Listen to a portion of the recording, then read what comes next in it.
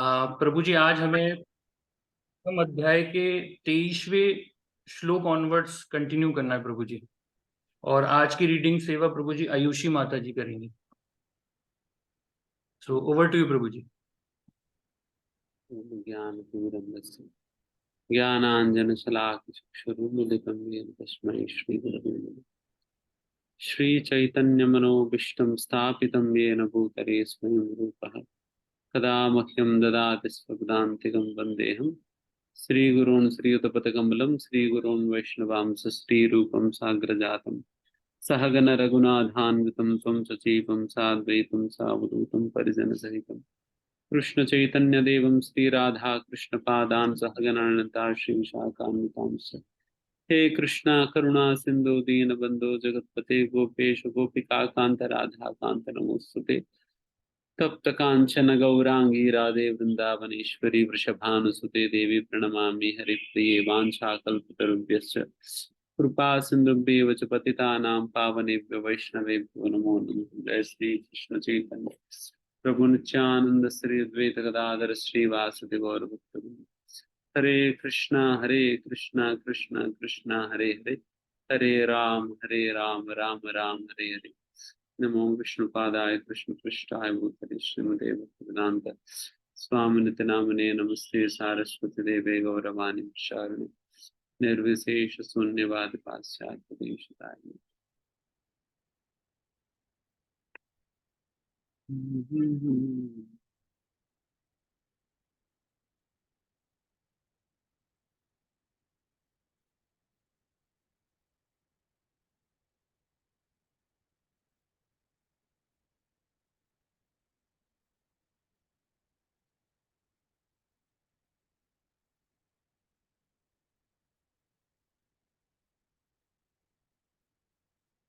श्लोक नंबर प्रभु जी श्लोक number 23 onwards continue करना है प्रभु जी। 23।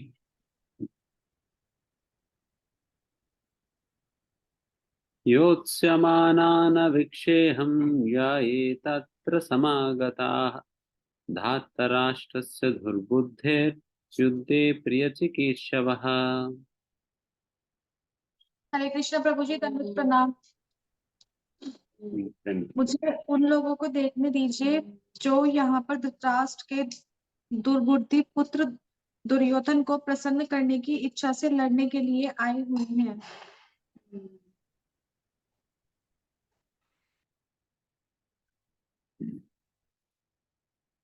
इसमें सबसे पहला अर्जुन भगवान श्री कृष्ण से आग्रह किया कि आप मेरे रथ को दोनों सेनाओं के बीच में खड़ा कर दीजिए। इस प्रकार से कहने पे भगवान अर्जुन के रथ को ले जाकर दोनों सेनाओं के बीच में खड़ा कर देने वाले हैं। उसके पहले अर्जुन ने क्या कहा उसके विषय में बताई जा रही है। हाँ,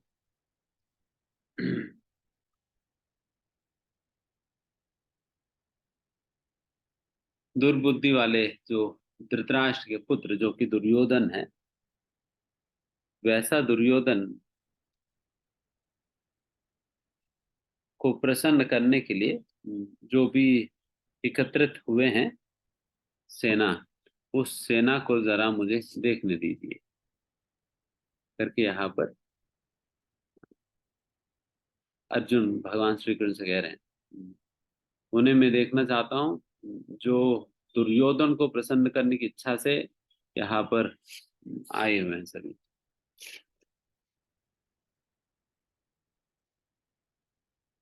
वैसे तो जैसे श्रील प्रभुपाद इस तात्पर्य में लिखते हैं, ये सभी को ये पता था कि दुर्योधन अ, अनेक गलत गलत प्रकार से वो पांडवों की राज को छीनना चाह रहे करके सभी लोगों को पता है। इसलिए Prabhupada it is an open secret, but फिर भी सीक्रेट इसलिए है कि उनको कोई बोल नहीं पा रहे थे। दुर्योधन के खिलाफ कोई आवाज नहीं उठा पा रहे थे, तो उसकी वजह से वो सीक्रेट जैसे ही रह गया। बट ओपन भी है, ओपन भी है मतलब सभी लोगों को पता था कि दुर्योधन किस बुद्धि के हैं और क्या करना चाह रहे हैं।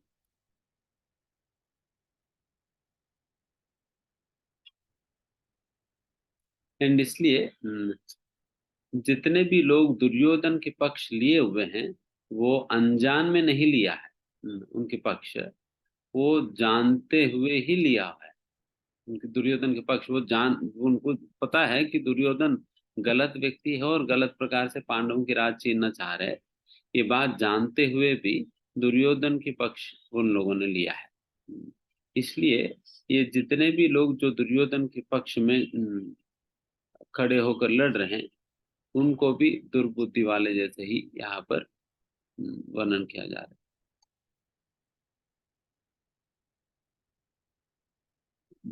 तो वैसा लोगों को अर्जुन युद्ध करने के पूर्व सभी लोगों को देखना चाह रहे हैं ताकि इस बात जानने के लिए वो कौन है,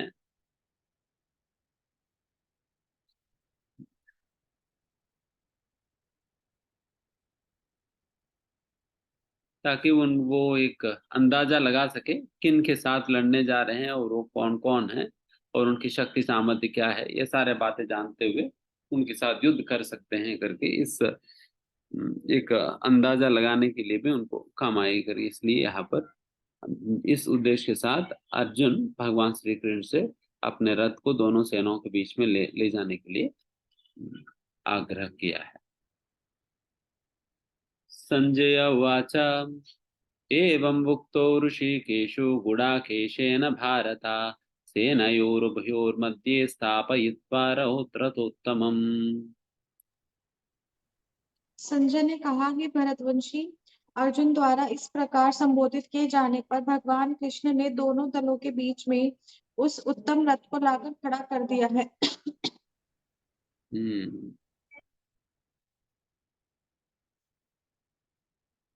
इस प्रकार से अर्जुन के द्वारा इस प्रकार से आग्रह करने पे भगवान श्री कृष्ण रथ को ले जाकर दोनों सेनाओं के बीच में भगवान ने खड़ा कर दिया। यहाँ पर इस श्लोका में अर्जुन को गुड़ाकेशा कहा जाता है। गुड़ाकेशः मतलब गुड़ा का मतलब नींद है, स्लीप, नींद गुड़ा का कहा जाता है। गुड़ा का ईशः, ईशः मतलब जो नियंत्रण कर पाता है, जो अपना नींद के ऊपर नियंत्रण प्राप्त किया है उनको गुड़ाकेशा कहा जाता है। जिन लोगों ने नींद के ऊपर नियंत्रण प्राप्त किया है उनको गुड़ाकेशा कहा जाता है। जैसे अर्जुन भी नींद के ऊपर नियंत्रण प्राप्त किया है।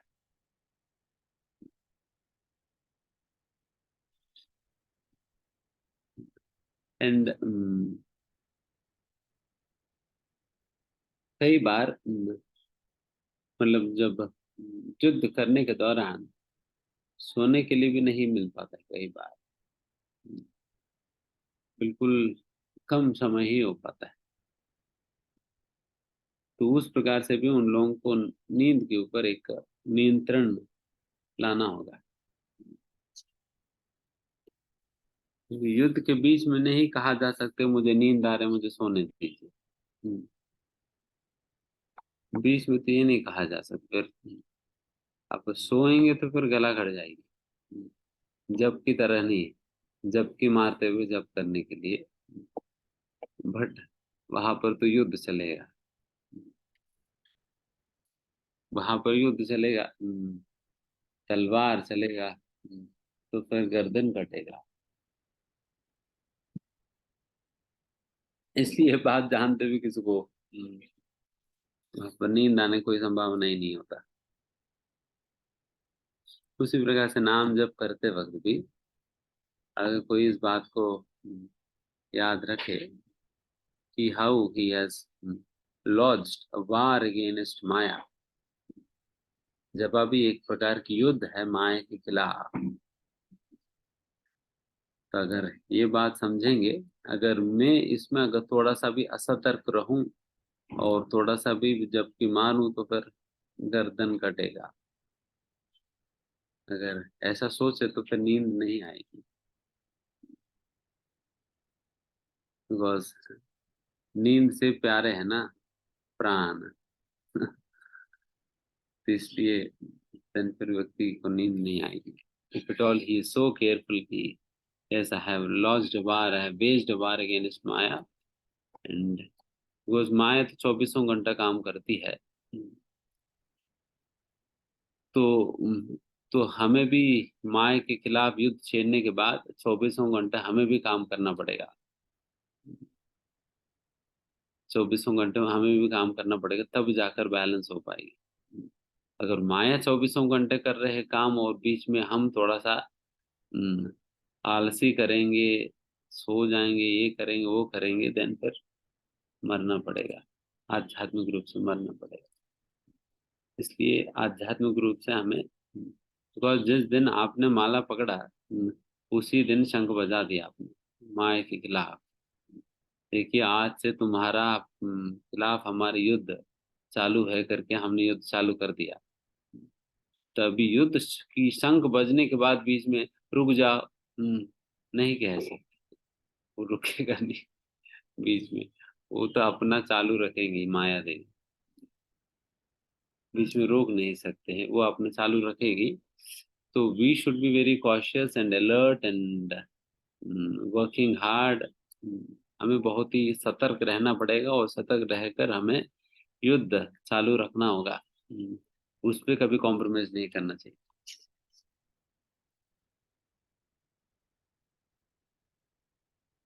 इसलिए सोते हुए भी जगते हुए भी व्यक्ति को हमेशा कृष्ण की स्मरण, either in waking or in sleep, a devotee of the Lord can never be free from thinking of Krishna's name, form, qualities and vaasana. सोते हुए भी जगते हुए भी एक व्यक्ति को निरंतर भगवान श्री कृष्ण के नाम, रूप, गुण, लीलाओं का स्मरण निरंतर करनी चाहिए, प्रभुपाद जी कह रहे। ठीक है, जगते हुए हमारे हमसे नहीं हो पा रहे, सोते हुए कहा होगा। तो सोते हुए भी जो जागृत अवस्था में निरंतर नाम जप की, नाम स्मरण के अभ्यास करता है, देन वे सोते वक्त भी भगवान नाम की स्मरण करने का संभावना होगा। If it all is constantly remembering the Lord all the time, निरंतर वो भगवान नाम के स्मरण कर रहे हैं निरंतर जागृत अवस्था में, देन फिर सोते वक्त भी भगवान के स्मरण होने की बहुत संभावना है। एंड वैसा तो ये बात कहा ही जाता है, अगर कोई सोने के पहले अगर भगवान के नाम, it is the last word that he chanted before he went to sleep, and the Lord's name is the first word he chanted after he woke up. सोने के पहले यही आखिर शब्द है भगवान का नाम, एंड उठने के बाद सबसे पहला शब्द जो उच्चारण किया है वो भगवान के नाम, उठते ही सबसे पहला। देन फिर माना जाता है वो पूरा नींद में भी भगवान का नाम लेने का फल मिलता है। नींद में पूरा भगवान का नाम लेने का फल मिलता है।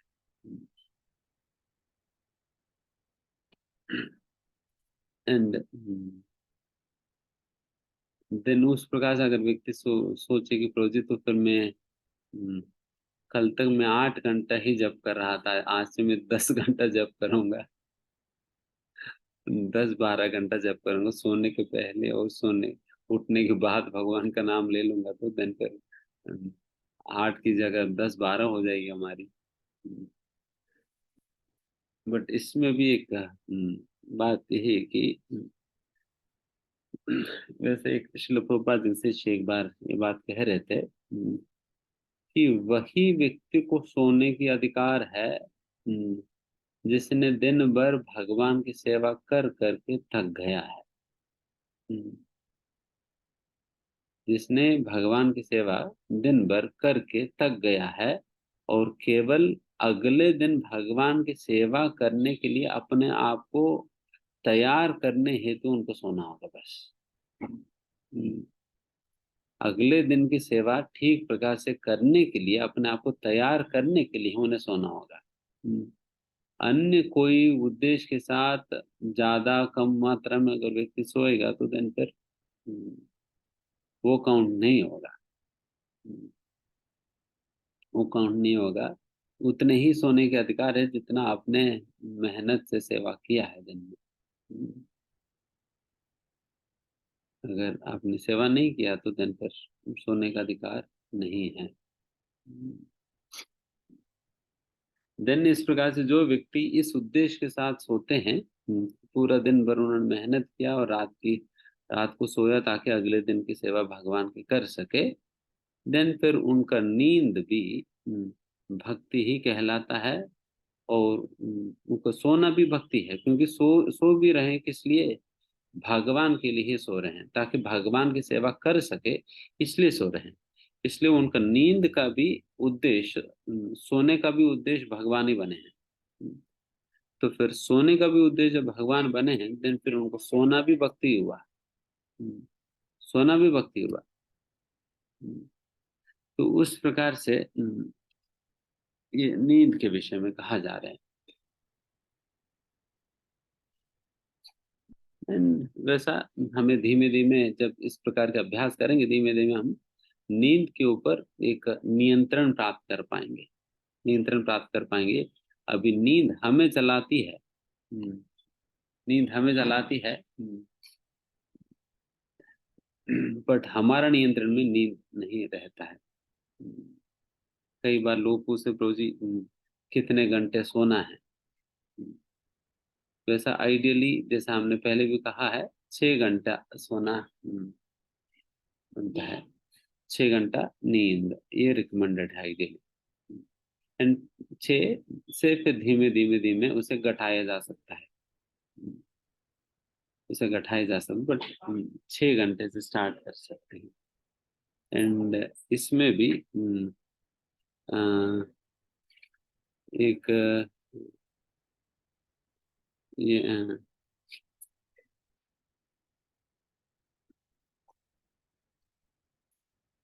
ये भी है कि अगर जिनको नींद के ऊपर अगर नियंत्रण पाना है, देन फिर आहार के ऊपर पहले नियंत्रण करना होगा। आहार के ऊपर, बिकॉज भोजन का और निद्रा का दोनों का बहुत स्ट्रांग कनेक्शन है। दोनों को बहुत स्ट्रांग कनेक्शन है। तो अगर आपको निद्रा पे नियंत्रण पाना है तो फिर पहले आहार पे नियंत्रण लाना होगा। समय पर आहार लेना और सीमित मात्रा में आहार लेना। समय पर आहार लेना और सीमित मात्रा में आहार लेना। तो इस प्रकार से आहार के ऊपर जब नियंत्रण लाएंगे, देन फिर निद्रा के ऊपर नियंत्रण हम ला सकेंगे। एंड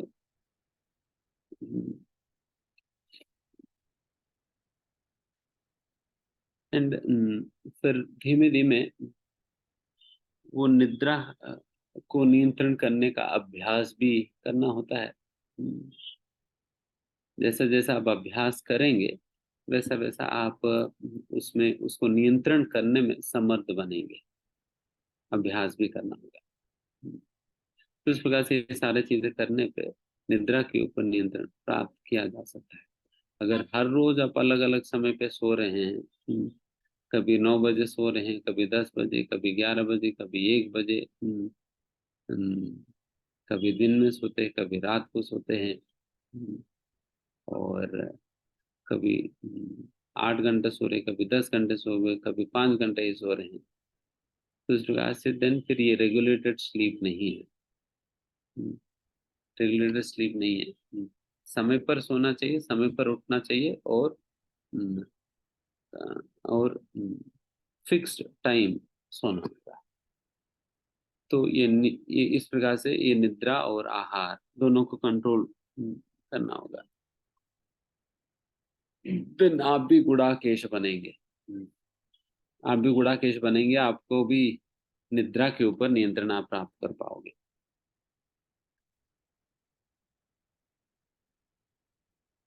एंड यहाँ पर श्रील प्रभुपाद जी एक और बात कहते हैं, A devotee of Krishna can conquer both sleep and ignorance by thinking of Krishna constantly. भगवान श्री कृष्ण की निरंतर स्मरण करने से भी हम निद्रा के ऊपर नियंत्रण प्राप्त कर सकते हैं। निरंतर भगवान श्री कृष्ण के ऊपर चिंतन करना होगा, तब भी निद्रा के ऊपर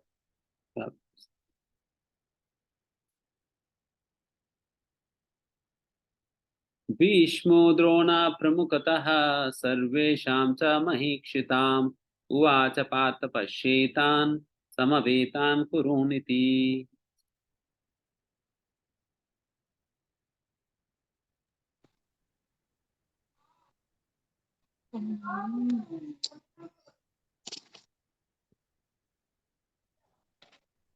अर्जुन ने कहा, हे कृष्ण, इस प्रकार युद्ध की इच्छा रखने वाले अपने मित्रों तथा संबंधियों को अपने समक्ष उपस्थित देखकर मेरे शरीर के अंग कांप रहे हैं और मेरा मुंह सूखा जा रहा है। आप अगला बढ़ रहे हैं। इसका पहले 25वां पढ़ना होगा।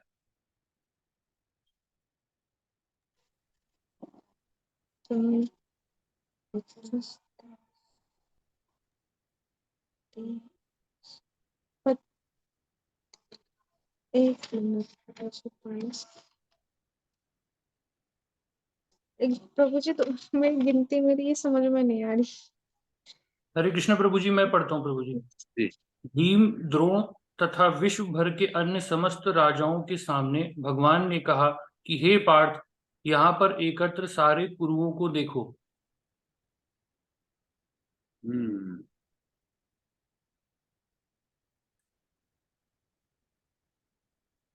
एंड भगवान जब अर्जुन को दोनों सेनाओं के बीच में रथ खड़ा करने के लिए कहा है, तो भगवान सीधा भीष्म और द्रोण के सामने ले जाकर खड़ा कर दिया। क्योंकि अर्जुन, भगवान जानते थे कि अर्जुन का काफी प्रेम है भीष्म और द्रोण के प्रति, और उनको देखकर तो जरूर अर्जुन पिघलेंगे, और वो पिघलेंगे तो मुझे भगवत गीता के प्रवचन देने का मौका मुझे मिलेगा। तो भगवान भी अपना मौका ढूंढ रहे हैं भगवत गीता कहने के लिए। एंड फिर उस प्रकार की स्थिति और उस प्रकार की परिस्थिति वहां पर क्रिएट करने के लिए, वहां वैसा माहौल क्रिएट करने के लिए भगवान अर्जुन को सीधा भीष्म और द्रोण के सामने ले जाकर खड़ा किए थे। इसलिए बताए जा रहे हैं भीष्म और द्रोण, भीष्म द्रोण प्रमुखतः सर्वेशाम च महीक्षिता। भीष्म और द्रोण के सामने खड़ा कर दिया अर्जुन को।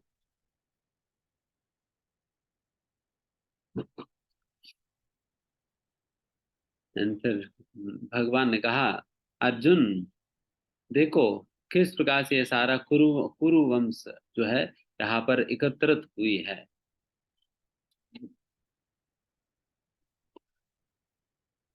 एंड ऑलरेडी भगवान श्री कृष्ण सभी लोगों के अंतर्गत परमात्मा के रूप में वास करते हैं, तो अर्जुन का भी तो परमात्मा है ही।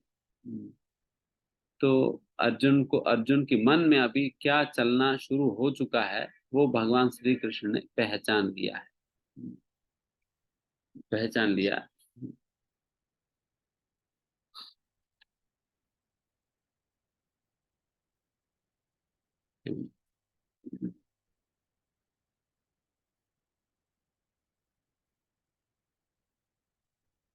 एंड फिर यहाँ पर और भी बात कहते हैं कि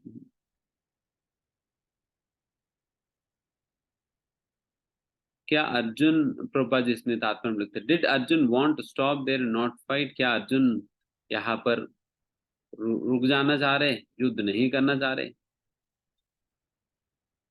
भगवान श्री कृष्ण तो कभी भी कुंती महारानी प्रथा जैसा महासाध्वी के पुत्र से इस प्रकार के बर्ताव तो एक्सपेक्ट भगवान भी नहीं करते हैं। बट भगवान तो समझ गए हैं कि अर्जुन के मन में क्या चलना शुरू हो चुका है। तत्रापश्यात् स्थितान् पार्थः पितॄन्नता पितामहान् आचार्यान् मातुलान् भ्रातॄन् पुत्रान् पौत्रान् सखींस्तथा श्वशुरान् सुहृदश्चैव सेनयोरुभयोरपि। अर्जुन ने वहां पर दोनों पक्षों की सेनाओं के मध्य में अपने चाचा, ताऊ, पितामह, गुरुओं, मामाओं, भाइयों, पुत्रों, पौत्रों, मित्रों, ससुरों और शुभचिंतकों को भी देखा। यहाँ पर आप देख सकते हैं अर्जुन यहाँ पर जितने भी वहां पर उपस्थित थे सभी लोगों को अपने सगे संबंधियों के रूप में देखना शुरू किया। उन सभी लोगों को अपने सगे संबंधियों के रूप में देखना शुरू किया है। उसकी वजह से ही अर्जुन की हृदय अभी पिघलने वाली है। आप देखिए जब दुर्योधन ने देखा, दुर्योधन तो सभी लोगों को अपना शत्रुओं के रूप में देख पा रहे थे, वेराज अर्जुन सभी लोगों को अपना संबंधियों के, अपने बंधु मित्रों के रूप में देख रहे थे। तो ये अंतर है अर्जुन के दृष्टिकोण में और दुर्योधन के दृष्टिकोण में। अर्जुन दुर्योधन के भी तो सभी बंधु मित्र ही थे, बट वो सभी लोगों को शत्रुओं के रूप में देख पा रहे थे, बट अर्जुन उन सभी लोगों को बंधु मित्रों के रूप में देख पा रहे थे। इसलिए दुर्योधन का रिएक्शन एक प्रकार से था एंड अर्जुन का रिएक्शन दूसरी प्रकार से है,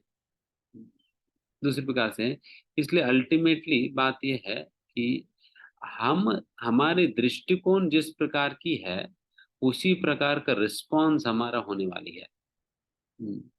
हमारा दृष्टिकोण जिस प्रकार का उसी के अनुसार हमारा रिस्पॉन्स होने वाली है।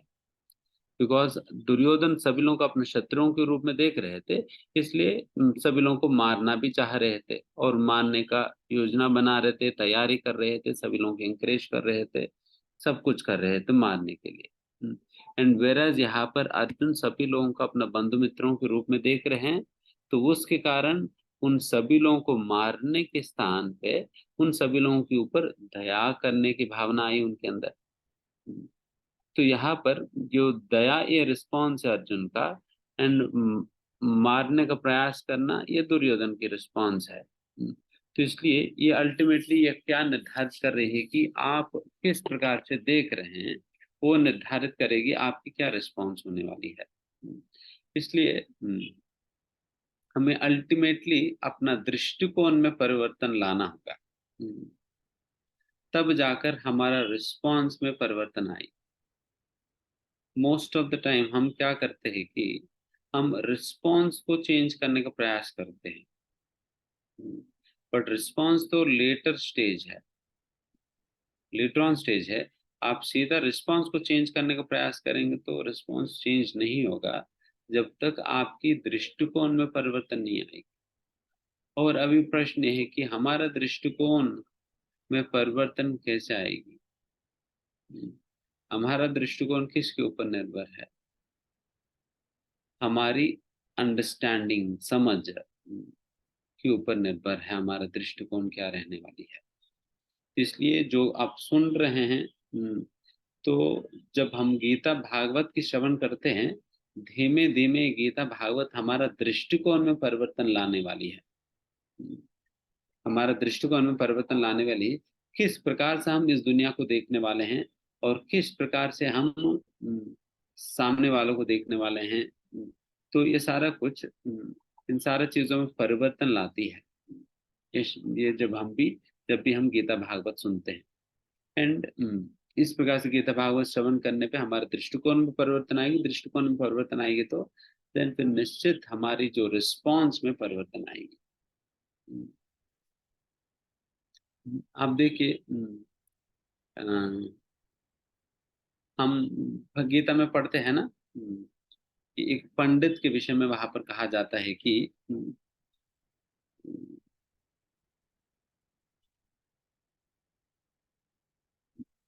सुनीचेव स्वपाके च पंडिता समदर्शिना ब्राह्मणे गविहस्तिनी।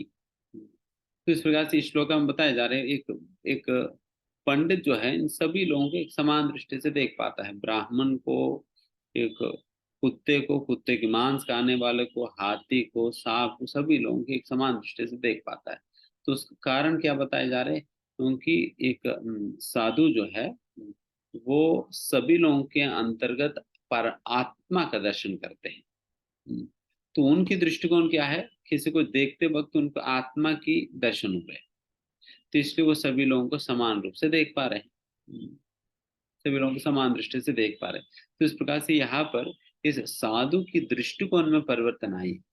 वो भी पहले हमारी ही तरह शरीर ही देखता था, शरीर से ही पहचानता था, बट अभी वही साधु एक व्यक्ति की आंतरंगिक आत्मा का दर्शन कर रहे हैं, तो उसकी वजह से उनकी रिस्पॉन्स में भी परिवर्तन है।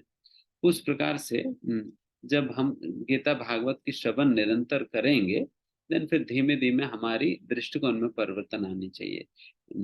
एंड फिर दृष्टिकोण में परिवर्तन आने पे हमारा रिस्पॉन्स पे परिवर्तन आएगी। एंड ये दृष्टिकोण में परिवर्तन को ही शास्त्रों में ज्ञान चक्षु या शास्त्र चक्षु करके कहा जाता है। क्योंकि ज्ञान के चक्षुओं से देखना, मतलब अपनी साधारण चक्षुओं से नहीं, बल्कि ज्ञान के चक्षुओं से देखना। जैसा जिनको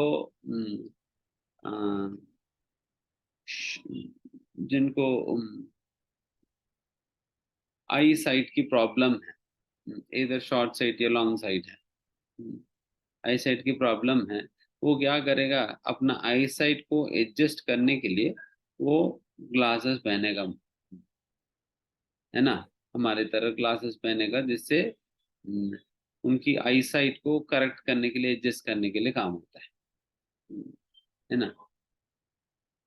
देन फिर सारे चीजें सही प्रकार से दिखेंगे। अगर मैं चश्मा निकाल दूं, देन फिर पहचान नहीं पाऊंगा, देन फिर दिखेगा नहीं मुझे, कौन आ रहे हैं कौन जा रहे हैं कुछ पता नहीं चलेगा। दिन में सही सही प्रकार से समझ नहीं पाऊंगा, कौन है क्या है समझ नहीं पाऊंगा। उसी प्रकार से अभी भी हमारा दृष्टि में समस्या है, हमारा दृष्टि में समस्या है, जिसके कारण हम दुनिया में सारे चीजों को सही प्रकार से देख नहीं पा रहे हैं। इसलिए अपना दृष्टि को ठीक करने के लिए हमें चश्मा की जरूरत है। तो फिर चश्मा की जरूरत है, तो फिर कहाँ जाएं, कौन सा ऑप्टिकल शॉप में हमें चश्मे मिलेंगे? तो ये मिलेंगे गीता भागवत की दुकान में, गीता भागवत की दुकान में। और गीता भागवत के अध्ययन करने पे धीमे धीमे आपके आंखों के सामने चश्मा आ जाएगी। एंड जब आप उन ज्ञान चक्षुओं से आप इस दुनिया को देखेंगे, वही दुनिया आपको अलग प्रकार से दिखने लगेगा, अलग प्रकार से दिखने लगेगा। जैसा कि मैंने साधु के विषय में कहा, साधु अभी तक वो शरीर को ही देखता था हमारे ही तरह, बट जैसा जैसा उनका आत्मज्ञान के विषय में ज्ञान हुआ, देन फिर वो शरीर को ही नहीं बल्कि शरीर के भीतर आत्मा का दर्शन कर पा रहे हैं, आत्मा का दर्शन कर पा रहे हैं, तभी वो सभी लोगों के एक समान दृष्टि से समझ पा रहे हैं। तो इस प्रकार से, इसलिए हमारे दृष्टिकोण में परिवर्तन लाने के लिए हमें इस प्रकार से गीता भागवत की अध्ययन निरंतर करनी चाहिए। और ये ऑइंटमेंट की तरह है, ये धीमे धीमे धीमे हमारा आंखों पे लगता है। प्रेम अंजन, अंजन मतलब ऑइंटमेंट है, प्रेमांजन चुरिता भक्ति विलोचनेना। तो ये ऑइंटमेंट है, प्रेम की ऑइंटमेंट है। जैसा जैसा ये प्रेम की ऑइंटमेंट आप अपना आंखों पे लगाएंगे काजल की तरह, देन फिर आपको दिखेगा सही सही से। देन फिर ये कहाँ मिलेगा? ये गीता भागवत में मिलेगा। तो उसके लिए हमें कॉन्स्टेंटली हमें सुनना होगा, गीता भागवत से भगवान के संबंधित कथाओं के विषय में भगवान के शब्दों को हमें निरंतर सुनेंगे, तो then we will develop this sight. जैसा देखिए, अल्टीमेटली हम ज्ञान होने पे ही हम इस दुनिया को देख पाएंगे, ज्ञान होने पे ही इस दुनिया को देख पाएंगे, समझ पाएंगे। जैसा कि ज्ञान के बिना देखकर भी नहीं देखने के बराबर है, देखकर भी नहीं देखने के बराबर है। जैसे मानो किसी कार की इंजन खराब हुआ, मेरा जैसे व्यक्ति को ले जाकर उसकी बोनेट खोल के अगर आप दिखा भी दे, क्या मुझे कुछ समझ आएगी? कुछ समझ नहीं आएगी। अगर आपकी कार की इंजन खराब हुआ और मेरे जैसे व्यक्ति को ले जाकर आप दिखाएंगे, प्रभु जी देख लेने एक बार, करके मैं देख तो लूंगा, बट मुझे कुछ समझ नहीं आएगी वहां पर क्या है, कौन सा पिस्टन है, कौन सा क्या है, कौन सा वेयर कहा जा रहा है, कुछ नहीं पता है मुझे। तो मेरा जैसा अज्ञानी व्यक्ति उस कार की बोनेट खोलकर देख कर भी नहीं देखने का ही बराबर होगा ना। देख कर क्या फायदा होगा? कुछ फायदा नहीं, वो कुछ जानकारी नहीं उसके विषय में, तो फिर देख कर क्या फायदा? उसी प्रकार से ही जो अज्ञानी बुद्धू व्यक्ति, वो व्यक्ति इस दुनिया को देख कर भी नहीं देखने के ही बराबर है। इसलिए असलियत में इस दुनिया को तभी देखना हम शुरू कर पाएंगे जब से हमारी आंखों पे इस प्रकार की शास्त्र या ज्ञान की चक्षु आएंगे। इस प्रकार के चश्मा पहनेंगे तभी आप इस दुनिया को देख पाएंगे। नहीं तो जिस प्रकार से मैं अपना चश्मा निकाल देने से सारा दुनिया मुझे ब्लर ब्लर सही दिखाई देगा, ब्लर ब्लर सही दिखाई देगा, कुछ समझ नहीं आएगी, ना कुछ अक्षर दिखेगा, ना किसी का चेहरा दिखेगा, ना कुछ पता चलेगा। उसी प्रकार से हम भी जब तक इस प्रकार के चश्मा नहीं पहनेंगे, हमें भी ये दुनिया नहीं दिखने वाली है सही प्रकार से। इसलिए आप लोग पहनिए इस प्रकार के चश्मे। और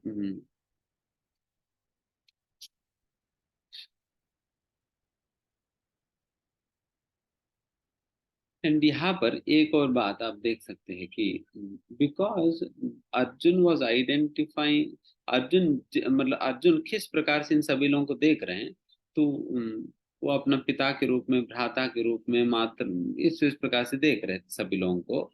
तो यहाँ से हमको समझ आता है कि Arjun is seeing everybody on A bodily consciousness में, वो सभी लोगों को देख रहे थे, सभी लोगों को शरीर मानकर उनकी शरीर के साथ उनकी क्या संबंध है उसके आधार पर रिलेट करके उन सभी लोगों को देख रहे हैं। शरीर के स्तर पे उनकी दृष्टि है, इसलिए शरीर के स्तर पे ही उनका दृष्टि के होने के कारण शरीर के स्तर पे ही उनका डीलिंग भी होने वाली है। तान समीक्ष स कौन्तेय सर्वान् बन्धून् अवस्थितान् कृपया परयाविष्टो विषीदन् इदम् अब्रवीत्। जब कुंती पुत्र अर्जुन ने मित्रों तथा संबंधियों की इन विभिन्न श्रेणियों को देखा तो वह करुणा से अभिभूत हो गया और इस प्रकार बोला।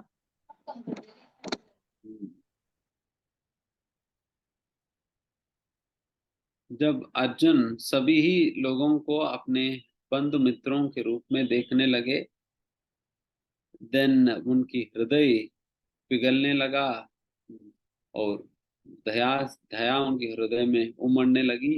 एंड फिर दया के वश में आकर इस प्रकार से अर्जुन कहने लगे भगवान श्री कृष्ण से। तो अर्जुन क्या कह रहे हैं? अर्जुना उवाच दृष्ट्वेमां स्वजनं कृष्ण युयुत्सुं समुपस्थितं सीदन्ति मम गात्राणि मुखं स परिशुष्यति। अर्जुन ने कहा, हे कृष्ण, इस प्रकार युद्ध की इच्छा रखने वाले अपने मित्रों तथा संबंधियों को अपने समक्ष उपस्थित देखकर मेरे शरीर के अंग कांप रहे हैं और मेरा मुंह सूखा जा रहा है। यहाँ पर जैसा अर्जुन कह रहे, देखिए भगवान कृष्ण इन सभी मंद मित्रों को देखकर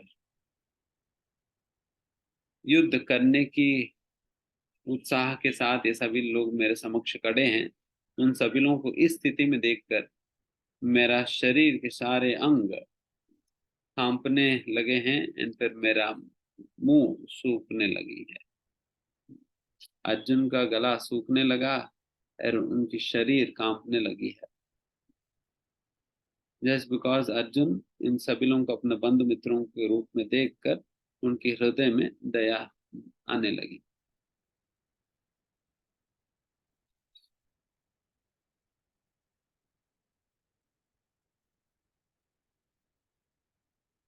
तो इस प्रकार से जब इस प्रकार के इमोशंस जब हृदय में प्रकट होते हैं, हृदय में आते हैं ना, देन फिर व्यक्ति शारीरिक रूप से बलवान होते हुए भी कमजोर पड़ेंगे। शारीरिक रूप से बलवान होते हुए भी कमजोर पड़ेंगे। इसलिए असलियत में strength is the strength of heart.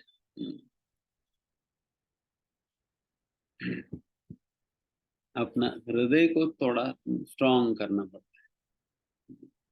लोग अपने शरीर को स्ट्रांग करने में लगे हैं, बट हृदय को स्ट्रांग करने के लिए क्या कर रहे हैं? मेंटली स्ट्रांग बनने के लिए क्या कर रहे हैं? जनरली लोग बॉडी को स्ट्रेंथन करने के लिए काफी न्यूट्रिशियस फूड खाते हैं।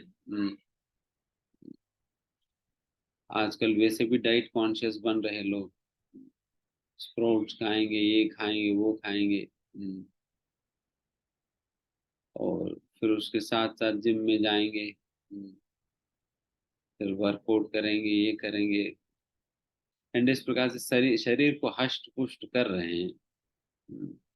बट इतना हष्ट पुष्ट शरीर होने के बावजूद भी अर्जुन बिल्कुल निस्सहाय हो गया है, जब वो आंतर मतलब मानसिक तौर पर वो कमजोर पड़ गए। इसलिए मानसिक रूप से अगर व्यक्ति कमजोर पड़ गया, देन चाहे कितना भी हष्ट पुष्ट शरीर होने के बावजूद भी कोई काम का नहीं है, कोई काम का नहीं। इतना मतलब इतना बड़ी योद्धा है अर्जुन, कोई साधारण व्यक्ति तो नहीं अर्जुन, एंड ऐसा हम जैसा तो नहीं है। अर्जुन तो अनेक युद्ध लड़ लड़ कर खून बहाते थे, लोगों को ऐसा मारते थे कि लोगों के खून बहता था। उस प्रकार से उस प्रकार की खून बहता हुआ सीन को अर्जुन ने देखा है। मतलब आप सोचो वो कितना स्ट्रांग होना है, एंड वैसा अर्जुन भी पिघल गया। वैसा अर्जुन भी पिघल गया। कोई ऐसा कुछ ऐसा लोग होते हैं कि ये खून देखने से मूर्छित हो जाते, खून देखने पे ही मूर्छित हो जाएंगे, बिकॉज उनको एक प्रकार की वीकनेस है। खून देखने में मूर्छित। यहाँ पर तो खून नदी की तरफ बहाने के बावजूद भी कोई कुछ हलन चलन नहीं है अर्जुन में। तो उस प्रकार के अर्जुन जो है आज इतना कमजोर पड़ जा रहे हैं कि वो युद्ध करने के लिए तैयार नहीं। तो आप समझ लेना कि कितना भी शारीरिक शक्ति होने के बावजूद भी व्यक्ति कमजोरी ही है, अगर वो मानसिक तौर पर अगर कमजोर है तो। इसलिए आंतर मानसिक तौर पर भी अपने आप को स्ट्रांग बनाने के लिए कई लोग होते हैं बहुत हट्टे कट्टे होते हैं, बट मानसिक तौर पर बहुत कमजोर होते हैं, एंड कई लोग होते हैं बहुत छोटे से होते हैं, बहुत छोटे से होते हैं बट मानसिक तौर पर तो बहुत स्ट्रांग होते हैं, बहुत स्ट्रांग होते हैं। वैसे लोग छोटे होने के बावजूद भी बड़े बड़े काम कर लेंगे, हालांकि दिखने के लिए छोटे से लगेंगे बट बड़े बड़े काम कर लेंगे, because they are very strong from within. But वही बड़े बड़े हट्टे कट्टे लोग जो है 100-100 किलो की वजन है, बट कोई काम का नहीं है, कोई काम का नहीं है, कोई काम नहीं कर पाए। आप देखिए शिल प्रभुपाद जी, शिल प्रभुपाद के चित्र आप देखेंगे तो is very small in stature, बहुत हाइट में भी छोटे हैं, और उम्र में भी बड़े हैं, शारीरिक रूप से भी कमजोर है। 70 साल की उम्र की व्यक्ति है, बट फिर भी क्या करके दिखाया वो दुनिया को ना। 70 साल की उम्र में लोग रिटायर होके घर में बैठ जाते हैं। अगर उनको रोड भी क्रॉस करना होता है, वो मदद ही लेंगे, प्रभु जी थोड़ा सा रोड हमें पार कर देना, पार कर देना। एंड ऐसा अवस्था में शिल प्रभुपाद जी अकेला 7 समुद्र पार करके अमेरिका पहुंच गए थे, अकेला। और पैसा भी नहीं उनके पास। मतलब वो आंतरिक रूप से कितना स्ट्रांग है, आप देखना।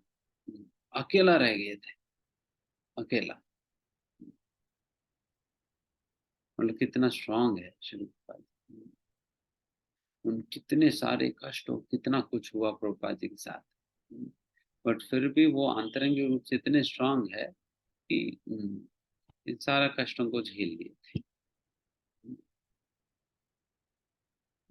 तो इस प्रकार से जो मेंटली स्ट्रांग लोग हैं, they are very tolerant and very very patient. बहुत धैर्य होता है उनमें, और बहुत सहनशीलता होता है। और उनकी पर्सनालिटी में ग्रेविटी होता है। जैसा आप प्रभुपाद जी की पर्सनालिटी में देख सकते हैं कि बहुत ग्रेविटी हो, फील कर सकते हैं। प्रभुपाद जी के आवाज में वो गंभीरता देखिए। गांभीर्य, मेघ गंभीर आवाज। जो मेघ थंडर बोल्ट में जो ग्रेविटी होता है ना, उस प्रकार की ग्रेविटी है श्रील प्रभुपाद जी की वचनों में और उनकी पर्सनालिटी में, चलन में। एंड दैट्स वाई है तो प्रभुपाद जी देखने के लिए छोटे से हैं, बट बड़े बड़े लोगों को कंट्रोल किए थे। एंड जितने भी ये सारे फॉरेनर्स जो है, वो सभी कोई 6 फुट का कम तो नहीं होते हैं।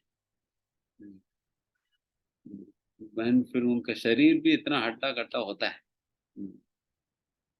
तो फिर ऐसा लोगों को श्रील प्रभुपाद जी अपनी पर्सनालिटी से हो या अपना भक्ति से, अपने कैरेक्टर से सभी लोगों का शासन किया।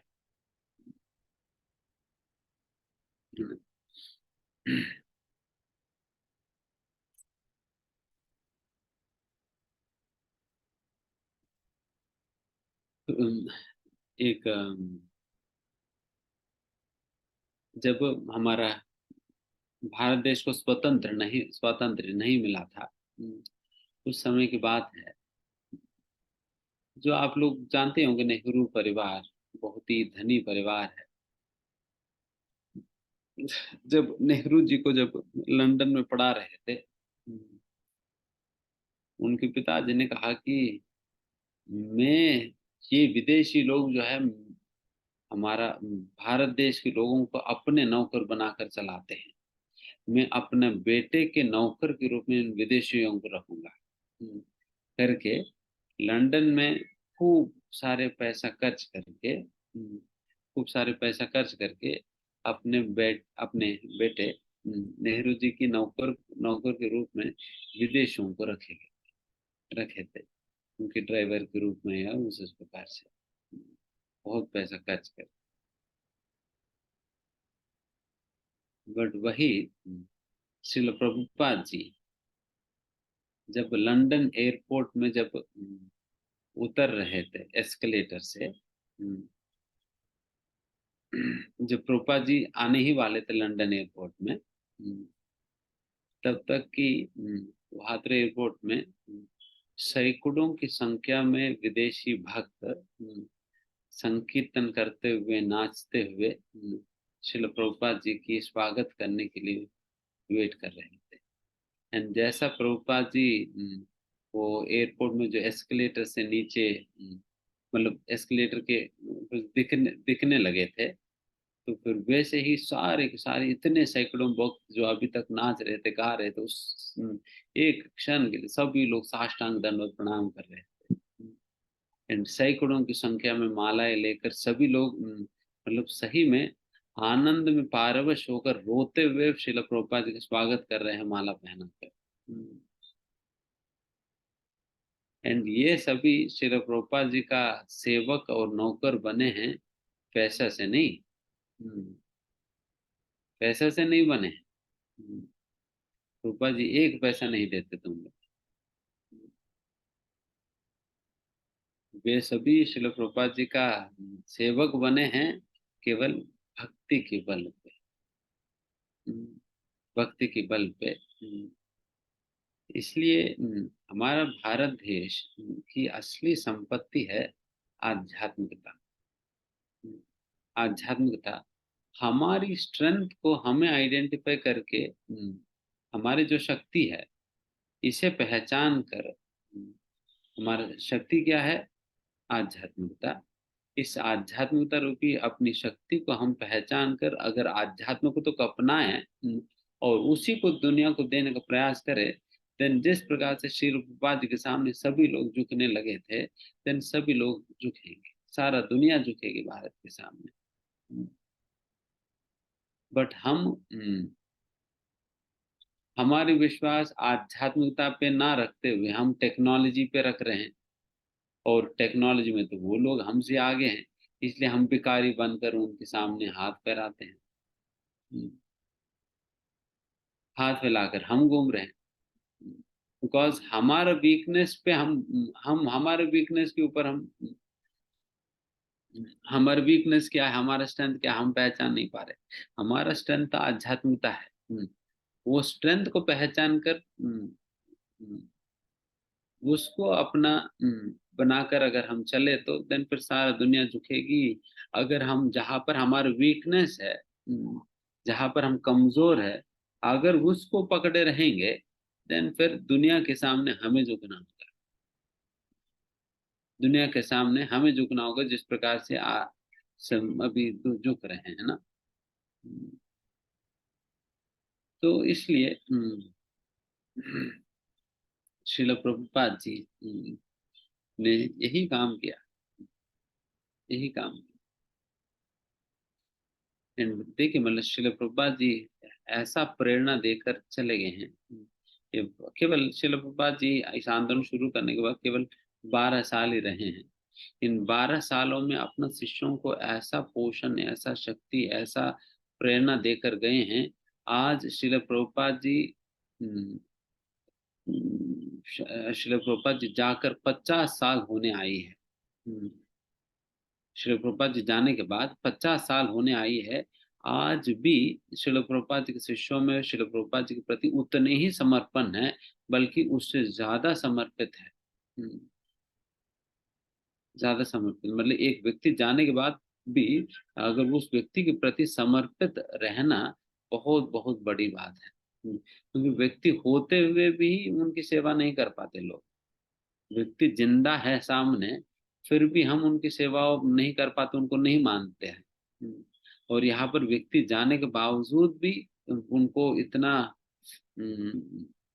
मान रहे हैं और इतना उनकी सेवा करने के लिए उत्सुक है लोग। अब देख सकते, ये है भक्ति की शक्ति होता है। दिस इज रियल इंस्पिरेशन, यही भक्ति की शक्ति होता है। तो इस प्रकार से श्री प्रभुपाद जी सभी लोगों के अंदर उस प्रकार के उत्साह भर के गए हैं। एंड आज भी हम सभी लोगों को भी श्रील प्रभुपाद जी की पुस्तकें पढ़कर और श्रील प्रभुपाद जी की प्रवचन सुनकर उसी प्रकार का प्रेरणा आज भी हमें मिलता है। इसलिए अगर हम भी अगर नियमित रूप से श्रील प्रभुपाद जी की पुस्तकें पढ़े और नियमित रूप से श्रील प्रभुपाद जी को प्रवचन सुनना चाहिए। आजकल वैसा तो लोग इतने सारे लोगों की प्रवचन सुनते हैं, बट जिस प्रवचन ने इस पूरा दुनिया के अंतर्गत क्रांति लाई है, सही में लोगों के हृदय को परिवर्तित करी है, उन प्रवचनों को लोग सुन ही नहीं रहे। उन चीजों को लोग सुन नहीं रहे। Because people are more interested in information than transformation. लोगों की ज्यादा रुचि है इंफॉर्मेशन में, जानकारी में। उनको अपना हृदय के परिवर्तन से कोई मतलब नहीं है। इसलिए कम से कम हम लोग ये बात समझते हुए श्री प्रभुपाद जी का प्रवचन हमें सुनना चाहिए। डेफिनेटली ये तो मैं कहूंगा कि हो सकता है कि आपको श्रील प्रभुपाद जी का प्रवचन इतना एंटरटेनिंग ना लगे जैसे कि बाकी लोगों को लगता हो, जो कि बिल्कुल रस भरा बातें करते हैं। उस प्रकार के रस तो नहीं लगेगा, बट ये तो मैं जरूर कहूंगा कि कि अनर्थ कटेगा। हृदय साफ होगा, हृदय साफ होगा, भक्ति बढ़ेगा, सेवा करने की इच्छा जागृत होगी, असली भक्ति क्या है समझ पाओगे। नहीं तो बस वो नाटक में ही रह जाएंगे। तो इसलिए हमें नियमित रूप से श्रील प्रभुपाद जी, जो कि हमारा संस्था की संस्थापक आचार्य है श्रील प्रभुपाद जी, उनकी प्रवचन हमें नियमित रूप से सुनना चाहिए। नियमित रूप से सुनना चाहिए एंड नियमित रूप से मतलब श्रील प्रभुपाद जी का ही पुस्तकें पढ़नी चाहिए। प्रभुपाद जी का ही पुस्तकें पढ़नी चाहिए। अभी के समय पर हम कोई और अन्य पुस्तकें, जब तक प्रभुपाद जी की पुस्तकें सारे कंप्लीट नहीं करेंगे तब तक किसी और की पुस्तकें पढ़ने की कोई जरूरत नहीं। किसी और को पुस्तकें पढ़ने की कोई जरूरत नहीं है। सबसे पहला तो हम प्रभुपाद जी की पुस्तकें पूरा करनी चाहिए।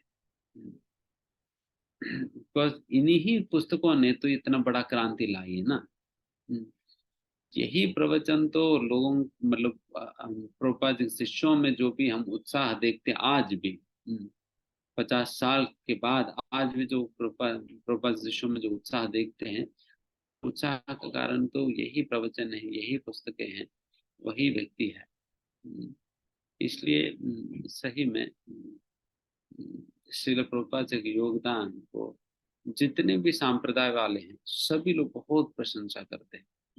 बिकॉज आज तक कोई भी ऐसा आचार्य हुए ही नहीं है, सृष्टि की शुरुआत से लेकर आज तक भी कोई भी ऐसा आचार्य नहीं हुआ है जिसने इतनी बड़ी रूप से प्रचार किया, पाश्चात्य देशों तक भक्ति को पहुंचाया हो, इस प्रकार की व्यक्तित्व कोई भी नहीं रहा है। एंड वैसे श्रील प्रभुपाद जी मतलब ये हमारे भागवत महात्म्य के अंतर्गत भी कहा गया है। वहां पर कहा जाता है कि भक्ति देवी को विदेशों को पहुंचाने वाला व्यक्ति कलयुग में आएंगे। इसमें श्लोका में क्लियरली बताया जाता है भक्ति देवी को विदेशों में पहुंचाने वाले एक विशेष व्यक्ति आएंगे। चैतन्य महाप्रभु ने भी ये भविष्यवाणी किया है। चैतन्य महाप्रभु ने कहा कि मेरी सेनापति भक्त आएगा जो कि चैतन्य महाप्रभु के संदेश को बृहद रूप से प्रचार करे। एंड आज श्रील प्रभुपाद जी की वजह से ही आज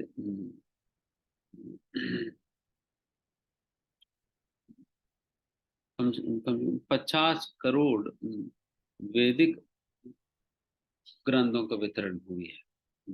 50 करोड़ वैदिक ग्रंथों का वितरण श्रील प्रभुपाद जी की वजह से हुई है ना। इतने सैकड़ों भाषाओं में भगवत गीता के उपलब्धि उर्दू से लेकर अफ्रीकन लैंग्वेजेस तक, चाइनीज में भी, सारे भाषाओं में किन की कृपा से अनुवाद। आज वहां चाइनीज लोग भी अगर भक्त बन रहे हैं, आप देखना श्रील प्रभुपाद जी ने कहा कि China would be the last country to become Krishna conscious, because वो कम्युनिस्ट कंट्री है, किसी को आने नहीं देते। तो उसी प्रकार से सारा देशों में फैल तो गया, चाइना में अभी शुरू हुआ है, बट एक बार वहां पर आग पकड़ने के बाद बहुत तेजी से फैलेगा। तो वैसे तो रशिया में खूब अच्छा तेजी से फैला हुआ है, एंड चाइना में भी अभी शुरू हुआ है। अभी कार्तिक में जाएंगे तो कई सारे चाइनीज भक्त वृंदावन में दिखेंगे। उनका ग्रुप्स आते हैं वृंदावन दर्शन करने। वो लोग बेचारे उनको रा शब्द उच्चारण नहीं कर पाते, उनको रा शब्द है नहीं चाइनीज में। तो हमारा तो सारा तो हर नाम में रा ही है। हरे में भी रा है, राम में भी रा है, कृष्ण में भी रा है, बट उनको रा नहीं आता। बट फिर भी कोई बात नहीं, बट जैसा भी वो भगवान का नाम ही ले रहे हैं। उस प्रकार से इतने सारे विदेशी लोग भी आज की समय में भक्ति कर रहे हैं, तो श्रील प्रभुपाद जी का ही इतनी बड़ी योगदान है। तो वैसा प्रभुपाद जी की हम सभी लोगों को सहायता करनी चाहिए, मदद करनी चाहिए, मदद करनी चाहिए। क्योंकि आज भी प्रभुपाद जी हमारे द्वारा ही प्रचार, हमारे द्वारा प्रभुपाद जी आज भी प्रचार कर रहे हैं ना। तो हम सभी प्रभुपाद जी का अंग बनकर, हाथ पैर बनकर हमें काम करना चाहिए, संदेश को प्रचार करने के लिए, है ना। Because he has sacrificed beyond imagination, कल्पना के दिन परे होकर श्रील प्रभुपाद जी ने बहुत त्याग किया है इस आंदोलन को फैलाने के लिए। एंड तो उस प्रकार से हमें भी आज श्रील प्रभुपाद जी का आंदोलन में हमें आश्रय प्राप्त हुआ है, तो हमें भी उसी प्रकार से प्रयास करने चाहिए। वेर एवर पॉसिबल हमें श्री प्रभुपाद जी के संदेश प्रचार करनी चाहिए। प्रभुपाद जी के संदेश के प्रचार करना मतलब बहुत सिंपल सी कार्य हमें करना है कि प्रभुपाद जी की पुस्तकों को ही पहुंचा, प्रभुपाद जी की पुस्तकों को ही पहुंचा। जब भी मौका मिले, जहां पर भी मौका मिले, श्रील प्रभुपाद जी की पुस्तकें हमें देनी चाहिए। हमेशा हर घर में प्रभुपाद जी की पुस्तकों का सेट्स होनी चाहिए। जब भी किसी को कुछ उपहार देने की भारी आता है, आप ये गिफ्ट वो गिफ्ट खरीद कर देकर कोई फायदा नहीं है। फूल फूल बुके खरीद कर दे देते हैं, फल खरीद कर दे देंगे, उसका कोई फायदा नहीं है।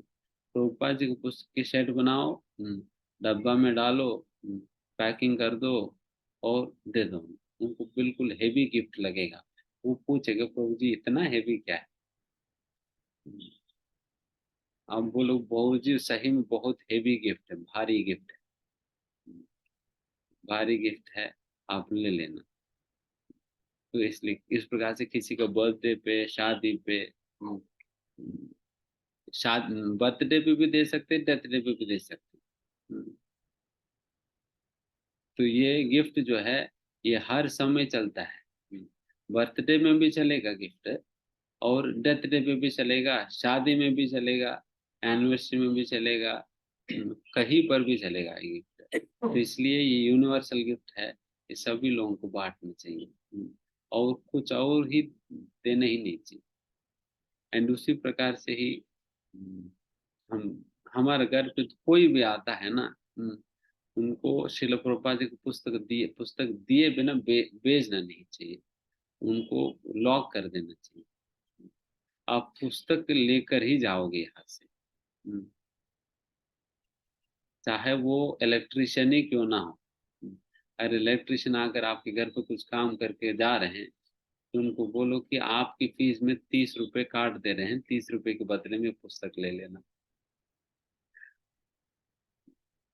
30 रुपए के बदले आप ये पुस्तक ले लेना।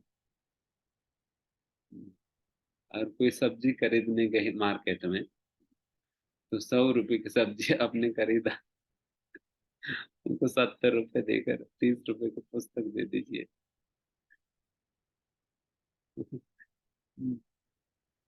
तो उस प्रकार से हर जगह श्रील प्रभुपाद की पुस्तकें पहुंचाना चाहिए। अगर पुस्तक जाएगी ना, देन फिर वो कभी ना कभी कुछ तो पढ़ेगा, कुछ तो पढ़ेगा। एंड कुछ भी पढ़ेगा तो फिर उनकी जीवन उद्धार होना शुरू हो जाएगी। उनकी भगवान की ओर बढ़ने की जो जर्नी है, उसकी उसकी वो जर्नी शुरू हो जाएगी। इसलिए हम हमेशा इस प्रकार से प्रयास करनी चाहिए।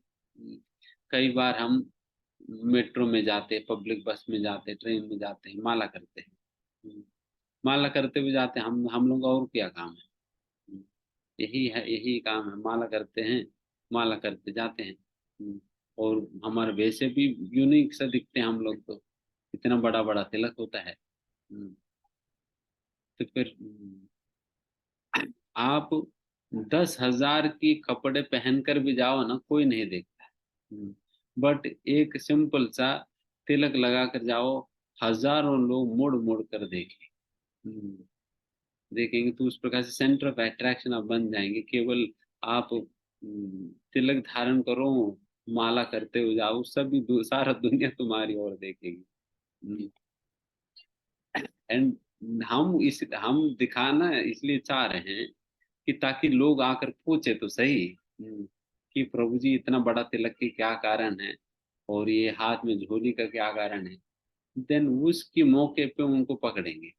हम्म, वही मौका उठाकर उनको पकड़ेंगे, और उनको हम समझा बुझाकर फाइनली उनको माला पकड़ा देंगे और पुस्तक पकड़ा देंगे। तो उस प्रकार से हम प्रचार कर सकते हैं। जहाँ जहाँ संभव हो वहाँ वहाँ हमने करनी चाहिए, अपना ऑफिस में भी। एंड बहुत अच्छा ये ऑफिस में प्रचार करते रहेंगे ना, देन फिर कोई आपको डिस्टर्ब नहीं करेगा, कोई आकर आपसे बकवास नहीं करेगा। क्योंकि वो लोग को पता है कि तो थोड़ा सा ये पागल व्यक्ति है, ये बस ये कृष्णमय ही है। तो ये इधर उधर की बातें नहीं करेगा, करके वो आपको डिस्टर्ब नहीं करेंगे। आपको डिस्टर्ब नहीं करेंगे, और आपको जबरदस्ती भी नहीं करेंगे, आप ये खाओ वो खाओ, हमारे साथ पार्टी में आओ। उनको पहले से क्लियर है कि तो हम उनको पार्टी में बुलाएंगे तो वो हमें मंदिर ले जाएगा। हमें खींच कर मंदिर ले जाएगा, तो उनको क्लियर है सारा। तो उस प्रकार से आपकी पूरा सेफ्टी हो जाएगी। इसलिए कहते हैं ना कि वो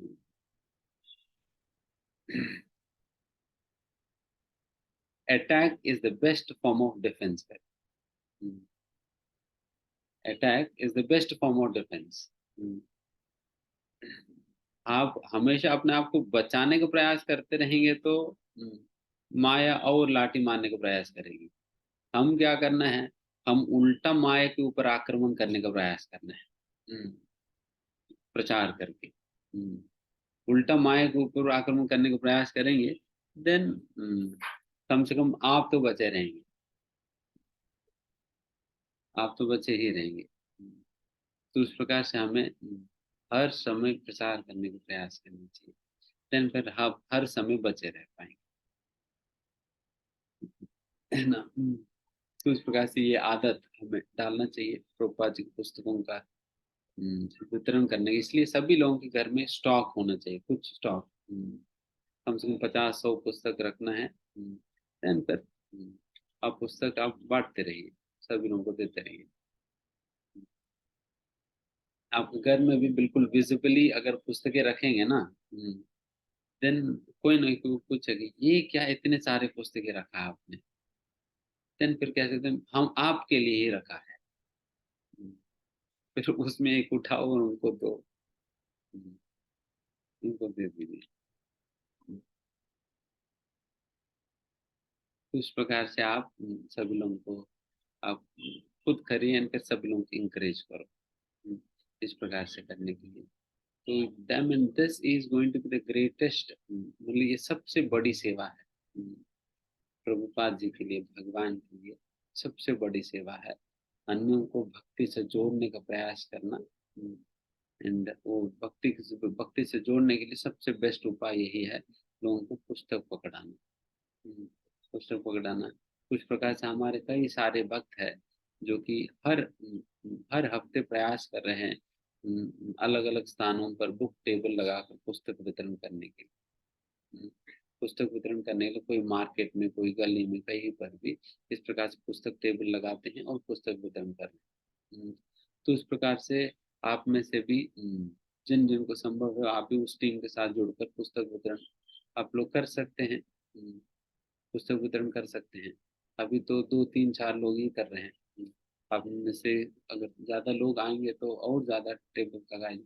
एंड ऐसा जरूरत नहीं कि आपको मंदिर ही आकर ही यहाँ एक ही मार्केट प्लेस में लगाना है। आप अपने घर के पास में ही कहीं लगा सकते हैं। आप 50 पुस्तक ले लिया, अपने घर के पास में ही एक अपना घर पे एक टेबल रखते हो, वो टेबल ले जाकर मार्केट में रख दिया, पुस्तक रखा एंड फिर सामने खड़े हो गया, एंड पुस्तक बेचो। एंड इसके लिए कोई शर्म करने की बात नहीं है, बल्कि गर्व करने की बात है। We should feel proud about it, because we are not doing to earn money, क्योंकि हम पैसा कमाने के लिए हम ये धंधा नहीं कर रहे हैं। हम लोगों को भक्ति देने के लिए कर रहे हैं। फिर कोई पूछे कि फिर पैसा क्यों ले रहे हैं? पैसा इसलिए ले रहे हैं ताकि आपकी ओर से एक और पुस्तक प्रचुरन हो एंड उसको वितरण कर सके। आपकी ओर से एक, बिकॉज आपसे पैसा लेंगे तभी हम पुस्तक एक और प्रिंट करके हम दे पाएंगे ना। इसलिए हम पैसा लेंगे हर किसी से। तो उस प्रकार से तो ये सेवा तो आपको कोई देने का जरूरत ही नहीं पड़ता। आप कहीं, आप जहां पर भी हो वहीं पर ही पुस्तकें मंगा सकते हो, और वहां से ही आप टेबल लगाकर अपने घर से ही शुरू कर सकते हो। घर के निकट नजदीक में ही कई टेबल लगा दी, कोई दिक्कत नहीं है, कोई किसी का जरूरत भी नहीं है। आप ये आपकी एटर्नल सेवा हो सकती है। तो इसमें कई बार लोगों को लग सकते है शर्म वरम की बात कह सकते हैं, बट इसमें शर्म करने की कोई बात ही नहीं है। We should feel proud to distribute the literature, because ये सबसे बड़ी सेवा है। लोगों को भक्ति देना, भगवान के विषय में बताना, भगवान से जोड़ना। एंड इस प्रकार से जिन जिन को भी आप पुस्तक दे रहे हैं उन सभी लोगों को कांटेक्ट नोट करो। सभी लोगों को कांटेक्ट नोट करो, फिर उनको कल्टिवेट कर सकते फिर आगे जाकर। सभी लोगों को कांटेक्ट नोट करा, एंड सभी लोगों को एक व्हाट्सएप ग्रुप में ऐड कर दिया। सभी लोगों का आप कुछ स्पिरिचुअल मैसेजेस वगैरह जो आप पढ़ते हो सुनते हो, आपको फॉरवर्ड करके कुछ मिला है वीडियो, तो आप फॉरवर्ड कर देना उनको, और क्लासेस में जोड़िए। तो इस प्रकार से करके उनकी भक्ति शुरू हो जाएगी। उनकी भक्ति शुरू हो जाएगी। अगर इस प्रकार से करके अगर एक भी व्यक्ति आपकी वजह से भक्ति में जुड़ जाता है ना, देन आप सोचो कि भगवान कितने प्रसन्न हो जाएंगे। भगवान कितने प्रसन्न हो जाएंगे।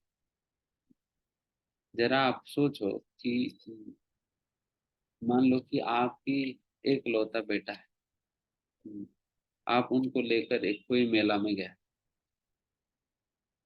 और किसी दुर्भाग्यवश आपकी बेटा मेले में खो गया। आपने काफी ढूंढा फिर भी नहीं मिला, अनाउंसमेंट कराया फिर भी नहीं मिला। तो उस प्रकार से आपने पेपर में एडवर्टाइजमेंट दिया, ये किया वो किया, वो कई महीनों तक आप ढूंढते रहा ढूंढते रहा ढूंढते रहा। आप उन्हें भूल नहीं पा रहे हैं। अब बहुत दुखी है। फिर आप सोचो कि अगर 1 2 साल के बाद सडनली कोई व्यक्ति आपके बेटे को आपके घर पे लाकर आपको पहुंचाए, देन आप कितने ग्रेटफुल फील करेंगे, कितने कृतज्ञ हो जाएंगे, कितने खुश हो जाएंगे अपने बेटे को देखकर, और उस व्यक्ति के प्रति आप कितने खुश हो जाएंगे। उसी प्रकार से प्रचार करने का मतलब यही है कि भगवान के खोए हुए बच्चों को भगवान को पहुंचाना। भगवान के खोए हुए बच्चे को भगवान को पहुंचा देना। तो इस प्रकार से जब भी आप किसी को भगवान को पहुंचाएंगे, देन भगवान तो सच में नाचने लग जाएंगे उन्हें देखकर। अच्छा, ये मेरा खोया हुआ बच्चा जो है वापस लौट आया। तो इस प्रकार से हमें सभी को ही प्रचार करनी चाहिए, बिकॉज ये एक व्यक्ति का काम नहीं है। एक व्यक्ति के काम नहीं, एक व्यक्ति क्या ही कर पाएगा ना। सभी लोग मिलकर करेंगे तो, जैसा कि अभी यहाँ पर 155 लोग हैं, अगर 155 लोग हर साल अगर 2 लोगों को भी अगर भक्ति में ला पाए, 2 लोगों को अगर भक्ति में ला पाए, then कितने हो गया? 300 लोग भक्ति में नया जुड़, 300 लोग भक्ति में जुड़ जाएंगे नया लोग, है ना। एंड उन 2 लोगों को भक्ति में लाने के लिए आपको कम से कम 20 लोगों को पकड़ना पड़ेगा, 20 लोगों को ट्रेनिंग देना पड़ेगा, तब जाकर वो 2 लोग होंगे। एंड वो 20 लोगों के लिए 200 लोगों से संपर्क करना होगा। आप उससे टेबल लगाएंगे, देन फिर 200 लोग मिलेंगे, फिर उनमें से 20 लोग मिलेंगे, फिर उसमें से 2 लोग बचेंगे। क्योंकि माया तो बहुत खतरनाक है, जितने लोगों को आप पकड़ना चाहेंगे तो उन सभी लोगों को कैसे भी करके उनको छुड़वा कर ले जाती है अपनी पार्टी में। हमारा क्या काम है? माया की पार्टी से छुड़वा कर यहाँ लाने का। तो माया क्या करती है? हमसे छुड़वा कर वो ले जाती है। तो ये टगा हुआ चल रही है। कोई बात नहीं, हम लोग जीत जाएंगे, हम लोग जीत जाएंगे। बस आप सभी लोग साथ रहेंगे तो जीत जाएंगे, है ना। तो इसलिए आप सभी प्रयास करो, अपने इष्ट मित्रों को, बंधुओं को, और वैसे भी आप प्रचार करके प्रयास करो, ज्यादा से ज्यादा लोगों को जोड़ने का, ज्यादा से ज्यादा लोगों को भक्ति देने का, भगवान के नाम देने का, भगवान से मिलाने का प्रयास करो। तो यही अनुरोध है श्रील प्रभुपाद जी का, हमारे सारे आचार्यों का, भगवान का भी, और अल्टीमेटली मेरा भी। ठीक है, यहाँ पर समाप्त कर देते। हरे कृष्ण। हरे कृष्णा। प्रभु जी कुछ प्रश्न ले सकते हैं क्या? हाँ, ले सकते। तो आप में से जिन भी भक्तों के प्रश्न होंगे वो हैंड रेज करके पूछ सकते हैं।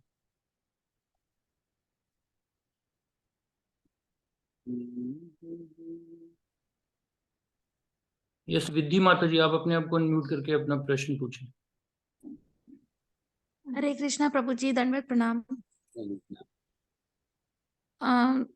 मेरा ये प्रश्न है कि अगर सपोज हमारा जैसे हृदय में कुछ कमियां हैं या अपने अंदर कमियां होती हैं, तो उस स्टेज पे हम कैसे लोगों को कन्वर्ट कर पाए, मतलब कन्वर्ट नहीं, मतलब कैसे उनको हम प्रचार कर पाए? पहले तो हमारा ही अ, हृदय में इतिका है। देखिए, आप सोचेंगे कि हमारा उद्धार होने के बाद हम प्रचार करेंगे। आपके उद्धार हो गया तब भगवतम चले जाएंगे ना, फिर यहाँ क्या प्रचार कर पाएंगे? तो फिर यहाँ पर जब है तभी प्रचार हो पाएगी। यहाँ पर हम है, इसका मतलब कुछ ना कुछ कमियां तो होंगी साथ में। तो कोई बात नहीं, हमारा कमियां भी दूर हो जाएंगे अगर प्रचार करें। अगर जब हम प्रचार करेंगे जान लगाकर, देन फिर उन कमियों को, अभी तो आप खुद प्रयास करें अपना कमियों को निकालने का। जब आप प्रचार करेंगे, भगवान खुद आकर आपके हृदय साफ करेंगे। भगवान खुद आपके हृदय साफ करेंगे। अगर भगवान की सेवा करने के लिए अगर इस प्रकार से कोई प्रयास करे, अभी तो हम अपना खुद से प्रयास कर रहे हैं अपने हृदय को साफ करने का, पर जब हम प्रचार करेंगे तो भगवान इन्वॉल्व हो जाएंगे। श्री चैतन्य महाप्रभु का स्पेशल ऑफर है कि जो प्रचार करता है उनको मैं विशेष संरक्षण दूंगा, विशेष संरक्षण दूंगा। चैतन्य महास्वामी कहते हैं भगवान बहुत स्पेशली देखते हैं उन लोगों को जो प्रचार कार्य करते हैं, बहुत स्पेशली रिगार्ड करते हैं। इस प्रकार से अगर भगवान के लिए कुछ स्पेशल बनना है, देन फिर करना है। ठीक है, हमारे अंदर तो हजारों कमी है, हजारों कमी होने के बावजूद भी अगर हम प्रयास करें तो भगवान देखेंगे ना, ये बेचारे इनमें हजार कमी होने के बावजूद भी ये प्रयास कर रहे हैं। देखिए, ये कोई कपटता नहीं है, ये भी मत सोचनी कपट है करके, because we are not trying to prove to the world that I am good. हम दुनिया को ये नहीं कहना चाह रहे कि मैं अच्छा हूँ, हम क्या कहना चाह रहे, भगवान अच्छे हैं, भगवान अच्छे हैं और भगवान के जो शुद्ध भक्त है वो अच्छे हैं, उनसे जुड़ो।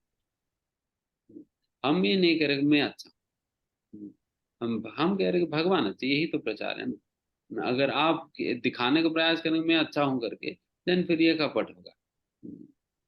हम वो दिखाने का प्रयास नहीं करते हम अच्छे हैं करके, हम ये प्रूव करने का प्रयास करते हैं कि भगवान अच्छे हैं और भगवान से जुड़ो। तो इसमें क्या कपट है, क्या दिक्कत है इसमें? कई बार कॉन्फिडेंस बहुत लूज होता है। जितना भी कॉन्फिडेंस हो उसी कॉन्फिडेंस के साथ बोलिए, कम से कम कुछ तो होगा। जितना भी कॉन्फिडेंस भगवान ने दिया है या आपके अंदर है, उतने ही कॉन्फिडेंस के साथ बोलो। कम से कम ये बात कहते कहते तो हमारा शुद्धिकरण होगा। क्योंकि प्रचार के समय पर क्या होता है ना, हम भगवान के विषय में कह रहे होते, भगवान के विषय में हम कह रहे होते, इस प्रकार से कहने की वजह से हमारा वाणी का शुद्धिकरण हो ही रहे हैं, एंड दूसरे व्यक्ति को कानों का शुद्धिकरण हो रहे हैं। नहीं तो वो फालतू की बातें हमसे चर्चा करेगा, अगर हम उनको भगवान के विषय में नहीं कहेंगे वो फालतू की बातें चर्चा करेगा। तो उससे बेहतर है कि हम उनके साथ भगवान के विषय में चर्चा कर रहे हैं, तो अच्छा ही हुआ ना। इसलिए जितना भी कॉन्फिडेंस उसी कॉन्फिडेंस के साथ कहो, जितना आप जानते हो उतना ही कहो। एक बार प्रभुपाद जी ने एक मालती माता जी का छोटी सी प्रभुपाद जी के समय एक छोटी सी लड़की है थी, तो सरस्वती 4-5 साल की उम्र, उनको बुलाए।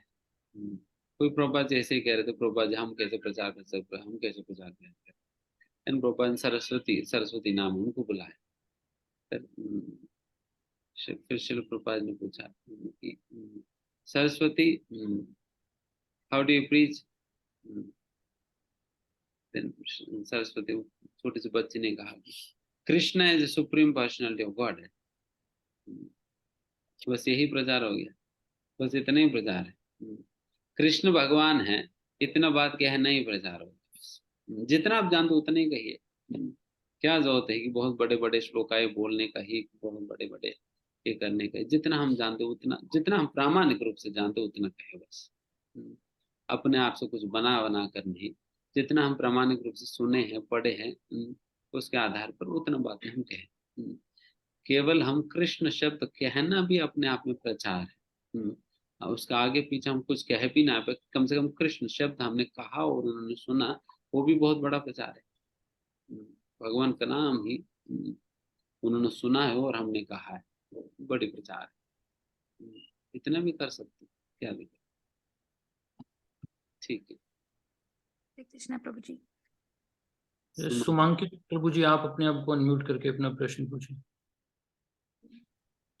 हरे कृष्ण प्रभु जी, दंडवत प्रणाम। मेरा एक साधारण सा प्रश्न है, जब भी हम भगवान की भक्ति करने बैठते हैं तो मन में अनेक प्रकार के विचार आने लगते हैं, और दूसरा क्रोध को कैसे कंट्रोल करें? इन दोनों प्रश्नों के जो मैं उत्तर चाहता हूँ आपसे। हरे कृष्ण। जैसे मन में निश्चित जब हम भगवान की भक्ति करने बैठते हैं, जप करने बैठते हैं, श्रवण करने बैठते हैं, पठन करने बैठते हैं, हमारा मन में अनेक प्रकार के विचार आते हैं। इन सारे विचारों के यही कारण है कि हमारे अंदर भगवान के प्रति प्रेम नहीं है। उसके कारण ये सारा अन्य प्रकार के विचार आते हैं। एंड जैसा जैसा प्रेम उमड़ने लगता है, विकसित होने लगता है, वैसा वैसा हमारा मन भगवान पे, भगवान की संबंधित विचारों पे लगने लगता है ना। एंड जैसा जैसा हमारा हृदय शुद्ध भी होता है, तो ये क्रमशः ये होने वाली है।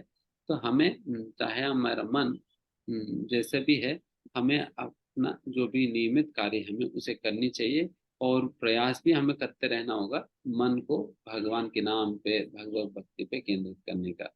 प्रयास करने के बावजूद भी भागेगा, बट फिर भी हमें करते रहना होगा, फिर भी हमें करते रहना होगा। हमें थकना नहीं चाहिए, थकना नहीं है। हमें निरंतर करते रहना है। तब जब तक ये मन जो है मैच्योर नहीं बनेगा। जैसे छोटे बच्चों को बचपन में बच्चों को वैसा छोड़ देने पे बच्चे इधर उधर भाग जाते हैं। मम्मी मम्मी की यही ड्यूटी है सुबह से लेकर रात तक। बच्चे जहां भी भागते हैं उनको पकड़कर लाकर बिठाती है। दोबारा भाग गया, फिर लाकर बिठा दिया, फिर तीसरी बार भाग गया, फिर लाकर बिठा दिया। मम्मी ये नहीं सोचेगी कि अरे कितने बार उनको उठाए जाए, छोड़ो भाई उनको करके, फिर छोड़ नहीं देगी। उनको पता है अगर मैं छोड़ दूंगी ये कहीं सीढ़ी बीढ़ी से गिर ना जाएगा। छोड़ेगी नहीं। चाहे कितना बार भी जाना पड़े, फिर जाएगी, उठाएगी, लाएगी, बिठाएगी। उनको पता है कि मैं बिठा तो दूंगा बट फिर भी जाएगा जरूर। ये पता होने के बावजूद भी लाएगी। उसी प्रकार से माँ की तरह सहनशील बनकर हमें भी धैर्य रखते हुए, नहीं मेरा बेटा जैसा जैसा बड़ा हो जाएगा वो खुद समझदार बनेगा, तो फिर वो उनको मुझे उस प्रकार से उठा कर लाने की जरूरत नहीं। उसी प्रकार से मन भी जब तक ये मेच्योर नहीं बनेगा तब तक हमें बारंबार लाते रहना होगा। एंड एक बार मेच्योर बनेगा तो फिर मन रहेगा। तो इस प्रकार से। एंड दूसरा प्रश्न आपने क्या पूछा? दूसरा प्रश्न प्रभु जी क्रोध को कैसे कंट्रोल करें पूछा। वैसे क्रोध के विषय में हमारा आचार्य कहते हैं कि क्रोध भक्त द्वेषी जने, जो भक्तों से भगवान से जो द्वेष करते हैं उन लोगों के प्रति हम अपना क्रोध को डाइवर्ट करके क्रोध को हम यूटिलाइज कर सकते हैं। क्रोध को उस प्रकार से चैनलाइज कर सकते हैं जो भगवान से और भक्तों से द्वेष करते हैं, है ना। एंड फिर धीमे धीमे जैसा जैसा हम भक्ति करते हैं देन वैसा वैसा ये सहनशीलता, धैर्य ये बढ़ने लगता है। क्रोध भी अननेसेसरी सिचुएशंस में नहीं आएगी। ये तब आएगी निश्चित रूप से क्रोध आना ही चाहिए जब भक्तों से द्वेष करने वालों के प्रति तो क्रोध आना चाहिए। जो भक्तों का निंदा करते हैं, भगवान की निंदा करते हैं, तब तो क्रोध सहज रूप से भक्तों में आता ही है और आना भी चाहिए। ठीक है, समय तो हो चुका है। सो एच.एन. गुप्ता प्रभु जी और मधु सारस्वत माता जी, आपका प्रश्न हम लोग अगली बार ले लेंगे क्योंकि अभी समय हो चुका है काफी। सो thank you so much Prabhu ji for today's enlightening and inspiring session. So अभी हम सभी एक बार पूरे हृदय से हरे कृष्ण महामंत्र बोल के प्रभु जी का धन्यवाद करेंगे and then we will summarise the session. Hare Krishna Krishna Krishna Hare Hare, Hare Ram Ram Ram Hare Hare. Thank you so much Prabhu ji. So just to summarise today session, Prabhu ji ने हमें बताया कि हमें सोते जागते हुए निरंतर भगवान नाम का स्मरण करने का प्रयास करना चाहिए एवं माया से सदैव सावधान रहना चाहिए। हमें भक्ति में प्रगति के लिए आहार एवं नींद को नियंत्रित करने का प्रयास करना चाहिए। हमें अपनी प्रतिक्रिया में परिवर्तन लाने के लिए श्रीमद् भगवद गीता एवं श्रीमद् भागवतम के निरंतर अध्ययन के माध्यम से अपने दृष्टिकोण को बदलने का प्रयास करना चाहिए। हमें आध्यात्मिकता को अपनी शक्ति बनाने का प्रयास करना चाहिए एवं शील प्रभुपाद जी की पुस्तकें एवं प्रवचनों का नियमित रूप से पठन एवं श्रवण करने का प्रयास करना चाहिए। हमें शील प्रभुपाद जी के अंगों के रूप में कार्य करते हुए कृष्ण भावनामृत का प्रचार एवं पुस्तक वितरण करने का प्रयास करना चाहिए। तो थैंक यू सो मच। आप सभी भक्तों का भी बहुत बहुत धन्यवाद। आपने अपने व्यस्त जीवन में से समय निकाल के आज के सत्र को अटेंड किया। सो अभी हम सभी एक बार हरे कृष्ण महामंत्र बोल के इस सत्र को विराम देंगे। हरे कृष्ण कृष्ण कृष्ण हरे हरे, हरे राम राम राम हरे हरे। हरे कृष्ण। श्रील प्रभुपाद की जय। हरे कृष्णा। शायद कुछ अनाउंसमेंट है। समृद्ध प्रभु, यस यू कैन से प्रभु। समृद्ध प्रभु, मेरी आवाज आ रही है माता जी? Hare Krishna. Yes Prabhu, loud and clear. हाँ, तो एक अनाउंसमेंट ये था कि कल हम लोग एक ग्रेटर नोएडा के कॉलेज में अनाउंसमेंट्स के लिए और रजिस्ट्रेशंस के लिए जा रहे हैं, कल मॉर्निंग 8 AM से 3 PM तक अप्रोक्सीमेटली ये सेशन चलेगा। वहाँ पे हर एक क्लासेस में हमें परमिशन ऑलरेडी मिल गई है, तो हम क्लासेस में जाके अनाउंसमेंट्स करेंगे और इंस्टेंट रजिस्ट्रेशन करने वाले हैं। तो वहाँ पे जो नंबर है स्टूडेंट्स का वो काफी लार्ज है, डिफरेंट डिफरेंट सेक्शंस में अराउंड 2000 प्लस स्टूडेंट्स हैं। तो कुछ वॉलंटियर्स की रिक्वायरमेंट है, अगर आप में से कोई भी अवेलेबल है कल मॉर्निंग में फ्रॉम 8 AM टू 3 PM, तो आप मेरे साथ कनेक्ट कर सकते हैं। मैं नंबर अपना शेयर कर रहा हूँ चैट बॉक्स पे, तो आप मेरे को प्लीज मैसेज कर दीजिए, सो दैट कल मॉर्निंग में हमारी टीम इस्कॉन नोएडा से निकलेगी। और आप यहाँ पे आसपास में रह रहे हैं या फिर आप ग्रेटर नोएडा में रहते हैं, ग्रेटर नोएडा NIET कॉलेज में हम लोग जाने वाले हैं, तो आप वॉलंटियर कर सकते हैं कल के लिए। We need some volunteers for the registration for Udaan. तो ये एक अनाउंसमेंट था। आप में से कल ऐसे वीकडे है तो थोड़ा सा डिफिकल्ट होगा, I can understand that, but अगर कोई अवेलेबल है तो इवन 2-3 घंटे के लिए भी अगर आप हैं अवेलेबल, या 3 से 4 घंटे के लिए, then also you can come for the volunteering. So ये एक अनाउंसमेंट था। हरे कृष्णा। मैंने शेयर किया नंबर, आप मेरे को व्हाट्सएप पे ये कॉल कर सकते हैं। ठीक है दीपक, तो ये thank you so much Amrit Prabhu ji for that announcement. So अभी हम इस सत्र को विराम देंगे। हरे कृष्णा। श्रील प्रभुपाद की जय।